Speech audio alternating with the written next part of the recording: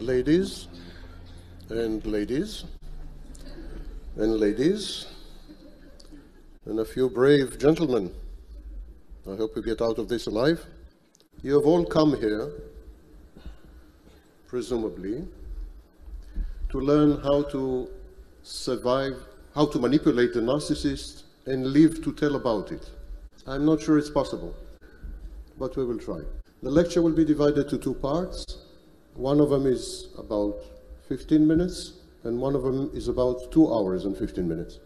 And the reason I'm dividing this lecture in this unconventional way, in all seriousness, is to allow those of you who want to leave after 15 minutes.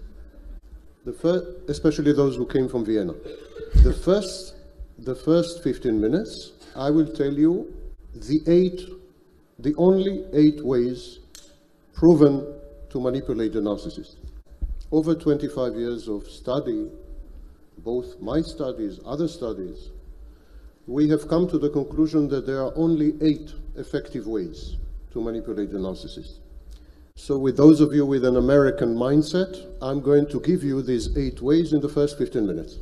The rest of the lecture would be to explain to you why these 8 methods work, to take you on a tour of the narcissist's mind. It's not Disneyland. It's a horror chamber. It's a concentration camp. So those of you who got what they wanted in the first 15 minutes can leave.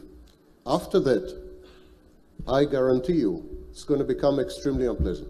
Those of you who survive the entire lecture will have a grasp of what it is to be a narcissist. And using this deep understanding of what it is to be a narcissist, you will be able to better survive, and if you wish, better manipulate the narcissist. One of the major problems of the information available online and offline is that the people who offer this information are not narcissists. They don't know really what makes the narcissist tick. They are offering the perspective and the experience of the narcissist victims. It creates a feel-good atmosphere.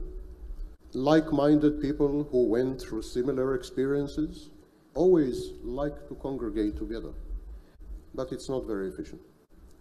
Today, at the end of this lecture, you will have become efficient with the narcissist, because you will gain a deep understanding of what it means to be one. Our bodies are made of flesh and blood, but our minds are made of dreams. Our brains do not trust our senses. Information that gets from the environment to the brain is processed by the brain to ignore the senses. We are all in a constant dream state. We are not in direct contact with reality, but we are in contact with our minds. The narcissist interferes with our dreams. In life, we do not learn from experience. We learn from trauma. We learn from our wounds. The narcissist is a master at recognizing your wounds and making use of them. The narcissist interferes with your dreams and resonates with your wounds. There is no greater intimacy than this. Partners of narcissists say that it is very difficult to find new partners because the intensity is much lower. Once you have experienced the narcissist as an intimate partner, all other intimate partners appear to be black and white movies. The narcissist is a color movie, an intense, amazing experience, unparalleled, unprecedented, unrepeatable. Because, remember that, the narcissist interferes with your dreams and resonates with your wounds. And there is no greater intimacy ever than this. Before we go into the mind of this pretty unique creature, let me, as promised, tell you what are the 8 techniques. There are 8 techniques. I invented 7 of them, and I'm very sad to say that someone else invented the 8. It's devastating. I've never recovered from that. But let's keep it between us. By far, the most effective technique is no contact. The minute you have identified someone as a narcissist or with pronounced narcissistic traits, you walk away. And yes, you walk away even if it is your mother or father or son, let alone husband or wife. You just walk away. You maintain no contact, direct or indirect. If you are forced to communicate, you communicate via service providers like lawyers and accountants and courts. You receive no gifts, you answer no phone calls, you do not become friends. You do not follow the social media accounts of your ex-partner. You don't talk to friends of your partner, to your partner's mother. You go no contact. This is by far the most efficient technique, and today recommended by most mental health practitioners and family therapists. What if you have children together? You minimize contact. You work through third parties. You never discuss personal issues not connected to the children. What if you have a very successful and profitable business together? You dismantle it. You go. Your sanity and survival are more important than any business.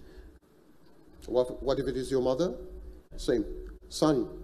Same. Narcissist is toxic. You walk away. In all my years, decades of work in the topic, I have never heard a good reason not to go no contact. If you don't want to go, if you don't go no contact, it's because you do not want to go no contact. Because a narcissist still fulfills some emotional needs. So then if you are still in contact, there are the other 7 techniques. A very effective technique which I did not invent is called gray rock. It is providing the narcissist with minimal response, pretending to be boring, one-dimensional, a bit stupid, not interesting. Gradually, the narcissist, presumably, will lose interest in you and move on to the next source of supply. And works very fast, usually within months. All you have to do is respond minimally, not to the point, ignore, stare, do nothing. Next technique is called deflection or decoy technique. It is to find a common enemy, the neighbor, the boss, his sister-in-law, the favorite, mother-in-law, someone you can agree with the narcissist is a common enemy. Then you and the narcissist become allies against this common enemy. It could be an institution, the ruling party, the church, the United States. It's a favorite. You just find a common enemy, and then you become friends of the narcissist. So this technique is called deflection or decoy. The next technique is called mirroring. It should never be used with a psychopathic narcissist. Psychopathic narcissist has no impulse control, tends to be violent, and is defiant. But with regular narcissists, it works miracles. You simply mirror the narcissist. Mirroring is a very bad term that I chose, because in a mirror, everything is opposite, reverse. But actually, it's copying, imitating the narcissist.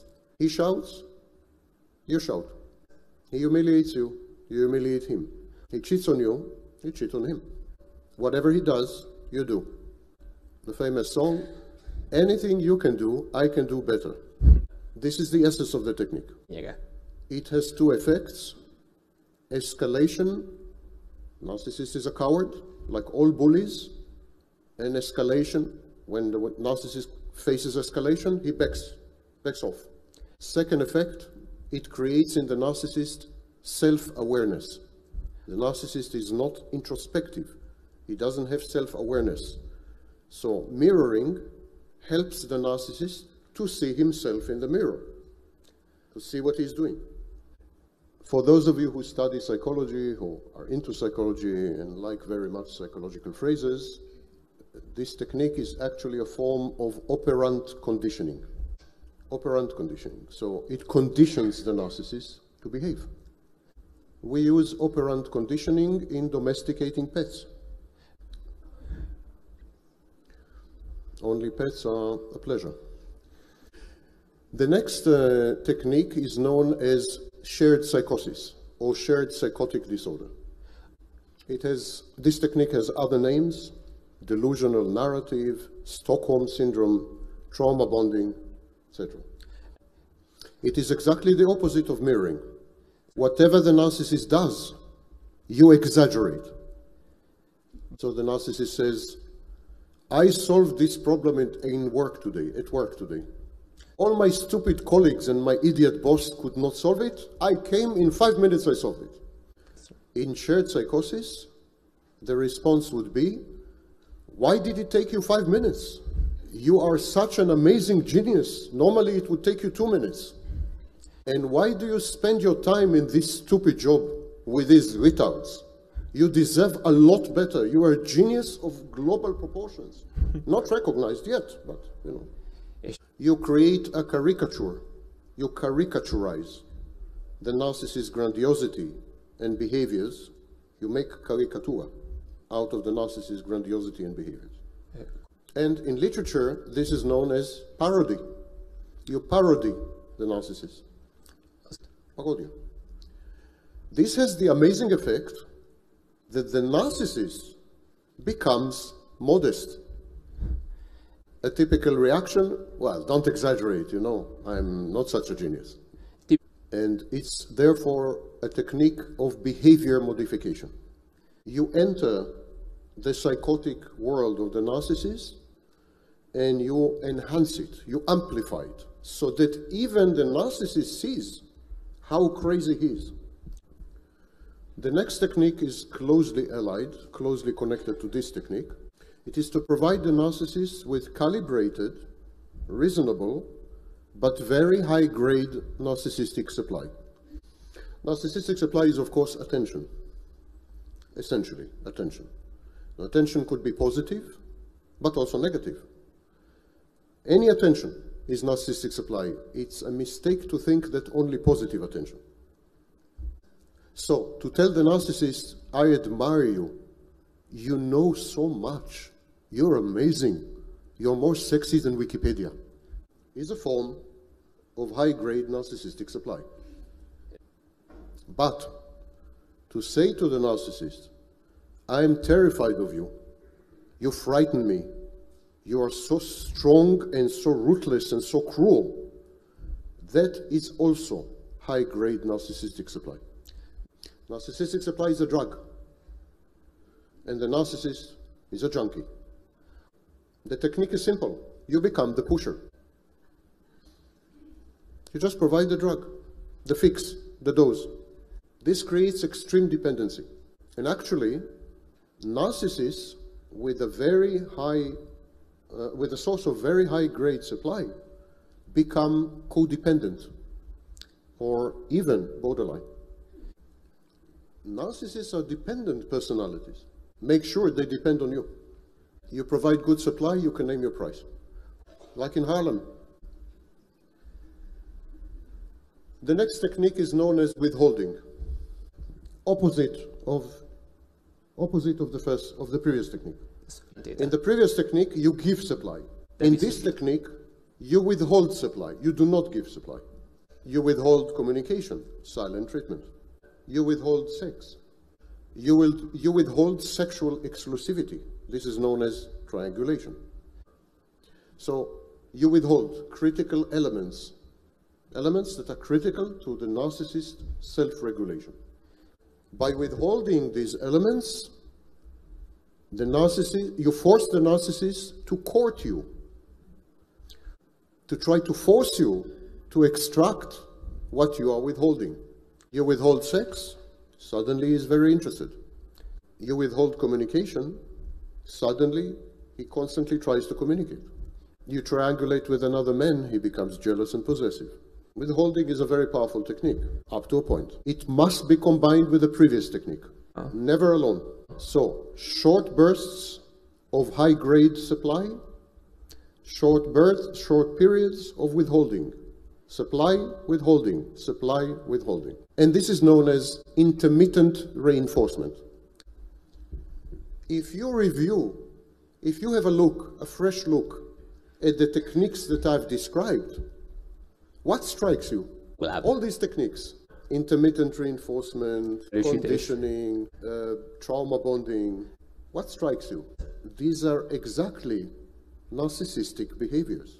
That's exactly what the narcissist does to you. In other words, the only way to manipulate a narcissist and survive to tell about it is to become one. In a minute we'll talk about it. This kind of acquired behavior is known as narcissistic psychopathic overlay. Our studies show clearly, all over the world, that partners of narcissists, over time, as they are traumatized and victimized, develop pronounced narcissistic and psychopathic behaviors. Narcissism, ladies and gentlemen, is far more infectious than the coronavirus and far more widespread. And there is no way to quarantine the victims. So, this is precisely, coming back to the beginning, why my only recommendation, is no contact. Always has been my recommendation since I invented it, and to this very moment. Only no contact. You remain in contact with the narcissist, you are playing with fire. You are playing with your soul, with your sanity. You will end up being narcissists and psychopaths. These behaviors, the narcissistic psychopathic overlay, these behaviors are transient, they're temporary. Victims of complex post-traumatic stress disorder display behaviors which are identical to borderline personality disorder. As the trauma heals, these behaviors vanish, except two things that never, ever recover: the ability to trust other people and empathy. Victims of narcissism, people with long exposure to narcissists and psychopaths develop empathic deficit that never recovers. Similar empathic deficit we can find among alcoholics, among drug addicts, among people with chronic illnesses, among people with terminal illnesses. Is this the way you want to end up? Why play these games? What is the aim of manipulating the narcissist? Don't even pack your things. Don't bother. Walk away. This has been the 45-minute, 15 minutes that I promised. And now I'm inviting you to a tour of the narcissist's mind.